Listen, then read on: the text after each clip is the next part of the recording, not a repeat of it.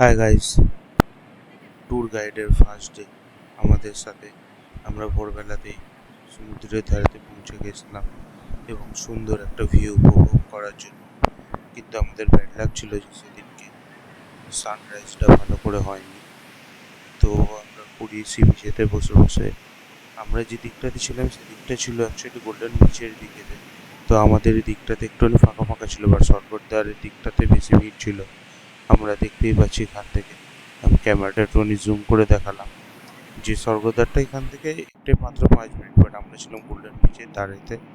তো আমাদের এদিকে সমুদ্রটা ফাঁকা ফাঁকা ছিল এবং বিচটাও ছিল খুব শান্ত পরিবেশ, শুধু করে সমুদ্রের গর্জনের আওয়াজ এটুকুনি ভেসে আসছিল, আর খুব কম সংখ্যক লোকের আওয়াজ ভেসে আসছিল। তো আমরা এই সুন্দর মনোমুগ্ধকর সিনটা উপভোগ করছিলাম বসে বসে। এবং আমরা একটুখানি গিয়েছিলাম কাছে, একটুখানি পা শান্ত শীতল কোমল বাতাসের সাথে। তারপরে দিয়ে আস্তে আস্তে করে আমরা দেখতে পেলাম ওখানকার সকালবেলাতে যে ফেমাস যে সুইটস আছে সেগুলো ওখানটা একজন বিক্রি করতে আসে। তো তাদের সাথে দেখা করে কথা বলে আমরা নানা রকম মিষ্টি একটুখানি ট্রাই করার জন্য নিয়ে নিয়েছিলাম। ওখানেতে ছিল ছানা পোড়া, ছিল ওখানেতে গজা, ছিল রসগোল্লা, ছিল এবং ওখানেতে চমচম টাইপের সামথিং কিছু একটা ছিল, আরও অনেক কিছু ছিল, আর ছিল সিঙ্গারা। তো কিছুজন চা খাচ্ছিল আমাদের, তো তাদের জন্য আমরা ওখান থেকে নিয়ে নিয়েছিলাম সিঙ্গারা। ওখানে সিঙ্গারার স্টাইলটা একটুখানি অন্য টাইপের উড়িষ্যার। তোমরা যারা যারা খেয়েছো তারা তো জানোই আশা করি, আর যারা যারা খাওনি তারা তোমরা ট্রাই করতে পারো এটাতে।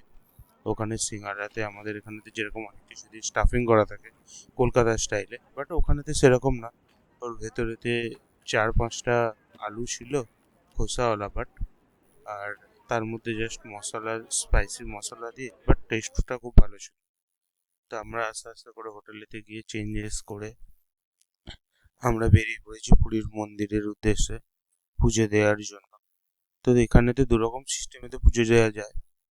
তোমরা পান্ডা ধরেও পুজো দিতে পারো, এবং সিংহদুয়ার যেটা আছে এই সামনের গেটটা, এখান থেকে তোমরা এমনিও লোকাল ঢুকে পুজো দিতে পারো, ঠাকুর দর্শন করতে পারো।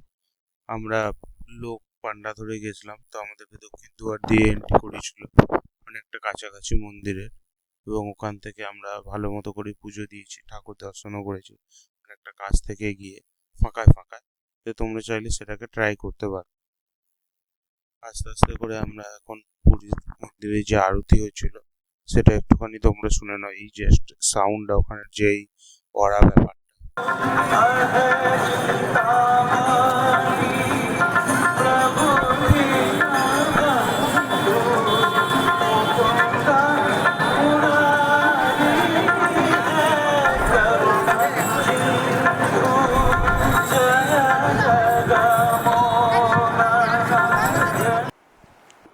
আমাদের পুজো দেওয়া শেষে আমরা সমুদ্রের ধারেতে এসে খানিকক্ষণ একটুখানি বসেছিলাম।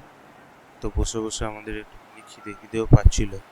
তো আমরা এবারেতে লাঞ্চের জন্য আস্তে আস্তে করে সমুদ্রের পাড় ধরে স্বর্গদ্বারের দিকেতে যাচ্ছি। স্বর্গদ্বারের দিকেতে অনেকগুলো বাঙালি রেস্টুরেন্ট আছে, তোমরা ওখানে থেকে নানা রকম বাঙালি রেস্টুরেন্টে খাবার ট্রাই করতে পারো। এবং তোমরা যদি আশপাশের যে মার্কেটটা যেটা ঘুরতে চাও সেটা হচ্ছে স্বর্গদ্বারের ওইখানটাতে, এবং ওখানেতে খাজার দোকান। তো তোমরা প্রিফারেবল যারা কাছাকাছি থাকতে চাও তারা স্বর্গদ্বারের দিকেতে রুম নিয়ে থাকতে পারো। আমাদের রুমটা একটুখানি ডিস্টেন্সেতে ছিল, বিকজ আমাদের একটুখানি ফাঁকা ফাঁকা জাস্ট স্পেসিয়াস দরকার ছিল, সেই জন্য আমাদেরকে হেঁটে বা টোটোয় করে যেতে হতো স্বর্গদ্বারের দিকেতে।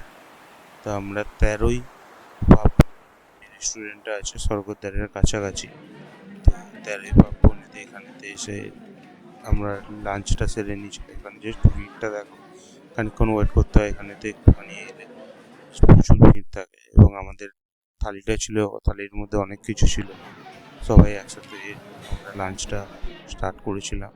এবং এর মধ্যে আমাদের ছিল ডিম, ছিল মাছ, ছিল মাংস, ছিল এবং স্পেশালি ছিল কাঁকড়া, চিকেন ছিল, মাটন ছিল, অ্যান্ড স্পেশালি আকর্ষণীয় ছিল কাঁকড়াটা।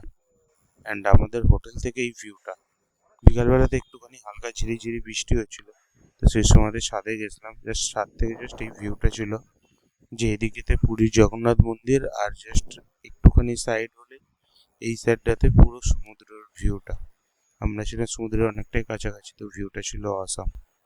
আস্তে আস্তে করে বৃষ্টিটা কমতে আমরা বেরিয়ে পড়েছিলাম স্বর্গদ্বারের ওই দিকটাতে, যে সন্ধেবেলার ওই দিকেতে ওখানের মার্কেটটা ঘুরে এবং ওখানের সি বিচটাতে বসার জন্য।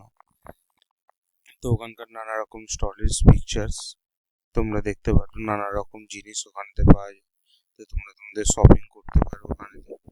আর স্বর্গদ্বারের ঠিক পিছন দিকেতেই গাঙ্গুরাম মিষ্টান্ন ভান্ডার আছে, তো সেখান থেকে তোমরা খাজাটা প্রেফারেবল, আমার বেস্ট প্রেফারেবল ওখান থেকে খাজাটা তোমরা নিতে পারো। ওখানের ঘিয়ে ভাজা খাজাটা জাস্ট অসাম খেতে লাগে। জাস্ট আমরা খাজা ভাজা ট্রাই করে আমরা আবার সি বিচের দিকে থেকে এসেছিলাম এবং ওখানেতে বসে ঝালমুড়ি আর লঙ্কার পকোড়াটা এখন ওখানেতে ফেমাস, তো ওটাকে ট্রাই করতে পারো। ট্রাই করতে করতে অনেকটা রাত হয়ে গেছিলো, তো আমরা ব্যাক করেছিলাম।